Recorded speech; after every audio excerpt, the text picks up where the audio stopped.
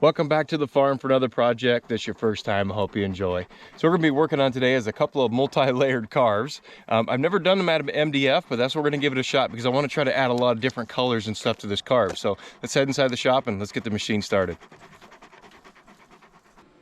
All right, so here's a slab of MDF we're going to be working with. Now, like I mentioned, I've never worked with MDF, so talking on the forums and kind of talking to a couple of guys, they say put at least 2 coats of lacquer prior to painting. So we got 2 coats of lacquer on this, but before I paint it, because this carve is going to have multiple layers and multiple colors, is pretty intricate. So what I want to do to really make this pop is this upper level is going to have 2 different colors. So I'm going to take my 60-degree V-bit, I'm going to go down at 0.01, so I just barely graze the actual first carving. So then that way I know exactly where I need to paint my 2 different colors here on the top before doing the first tool path. Once I get to the second level, I'm going to do the same thing. I'm going to run a 0.01 path, so then I can do the 3 colors that are going to be on the second level. It's going to be a little bit more intricate, and it's going to take me a little bit longer, so I have to go a little bit smoother on that one prior to painting as well. So I'm really hoping that all these different colors is really going to make this intricate carve really pop. So let's get the machine fired up and hope for the best. So there you can see it's just a really light engraving, and because I went outside the line, when I do this pocket tool path, this will actually get carved out, so it's really not going to matter. But this way I don't have to waste paint just painting the whole layer. I can only just come through and just paint just a little bit around here, which will keep my bits lasting longer because they won't have all the paint and debris on them. And also you can take a little less time for it to dry because I don't have to wait for the whole thing to dry. So let's get the first couple of paints on here, and we'll give it about an hour to dry, and then we'll start the first level carve. Okay, so I got 2 coats of paint now, so we're going to do a dark gray out here on the border, and on the inside I did a coat of antique white with a little touch of the gray on the top of it, and then I just used a paint roller to kind of give it a little bit of texture. I'm hoping since the first part of this is a skull that'll kind of give it a little contrasting colors. We'll see how it works out, so let's get the first thing going here.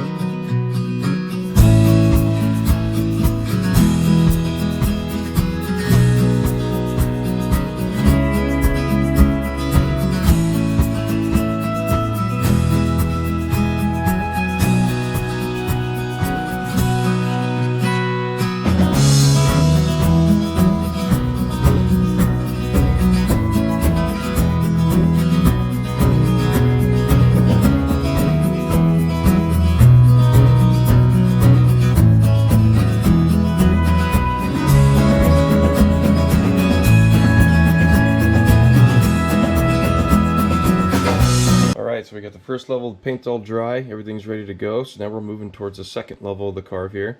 You can see that I put a couple of the colors on here. Now I'm still going to have to come back and do some of the really fine detail, but this is just going to be for the bulk of it on the next level. So let's get it going.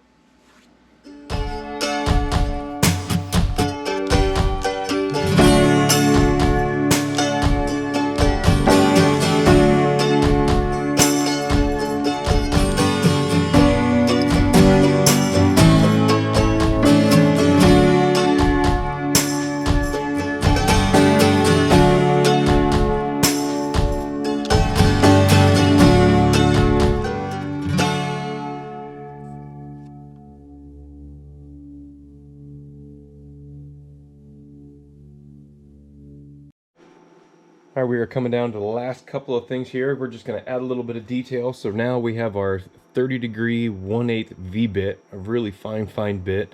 So that's going to come through, and we're going to engrave the gentleman's name here in the hard hat. And then after that, we're going to come back and add some little detail to some of the rifles and up here on the barrel and like the light and a couple little things just for a little extra added touch.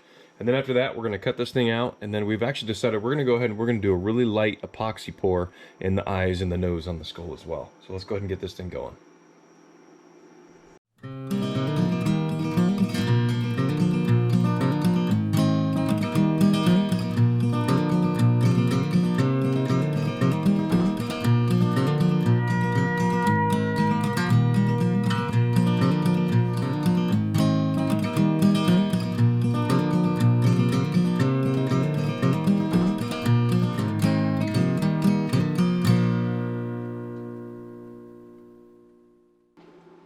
Alright, while I was doing the last little cleaning pass, I went ahead and I put some tape on here and kind of went over and painted this. Now I know I'm going to have to come back and do some little bit of touch up. I'm hoping the tape is really going to help with a lot of that. Oh yeah, the detail still looks great. So I'm going to go through and pull the rest of the tape off here. I do have a little bit of touch up, and then we're going to go ahead and cut this thing out.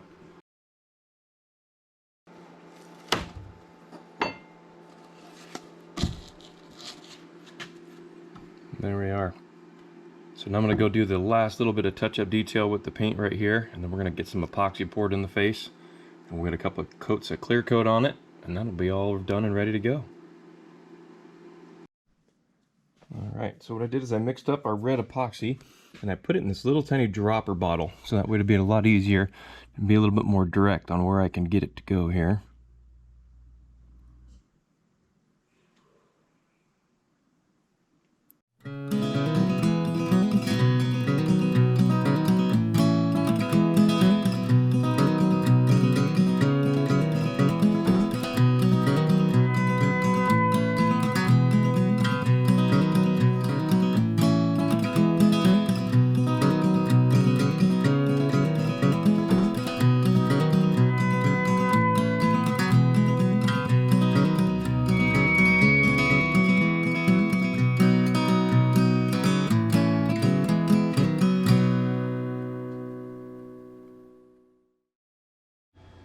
So I reached out to the client, let them know that I'm just about finished with these plaques, and they actually decided they wanted to actually have stands made for these instead of hanging them from the wall. So what I'm going to use is the stands that I use for my custom cutting boards, and then we're going to tweak them just a little bit and put a little nice little backing on them, just to kind of hold the support of these little bit larger displays. So let's go ahead and get the stands cut out while we're getting the very last coat of clear coat on the memorial plaque.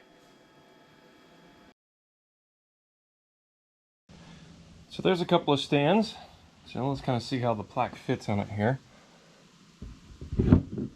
Yeah, see, that's what I was afraid of. It's really just going to kind of push these to the side. And I think what's going to work best is if I kind of tip these at an angle so it kind of catches the roundness here. We'll go ahead and kind of measure what that angle comes out, and then we'll cut these feet so that they'll actually sit flat right there. And then we'll make a little backing for it. So here's what I came up with for the stand. So we get a 65-degree angle cut on the bottom of these, and then I went ahead and I cut a triangle that's going to fit in the back. Now this is 1 inch thick, which is exactly the same as this. So now as you stand these two pieces up, everything's going to stand together just like this. Gives me a nice little backing on there, make it a little bit more rigid, and also gives me a place to put my logo. So let's put some wood glue, a couple of finished nails, and then we'll go ahead and pre-drill and get some screws in this just to make sure it holds together really nice and tight. Alright, just got done adding my logo to the back and get a coat of boiled linseed oil, which I think just looks really nice with that maple. So let's do a last test fit here. We can set the plaque up. That sits on there perfect, kind of really brings everything together. I really like how all the different colors really kind of give it some depth, and man, I really hope Don's family enjoys it. I really enjoyed making this. Don, we'll catch you on the flip side, man. Well, thanks for joining me for another video, guys. I hope you enjoyed it. If you did, feel free to give it a thumbs up. Feel free to share. If you have any questions or comments on how I made anything or anything like that, please put those down below. We'll do what I can to answer for you. If you really enjoyed this project, you want to join me for all my other projects, all my other adventures, consider hitting the subscribe button. Again, thanks for watching, and I hope to see you around.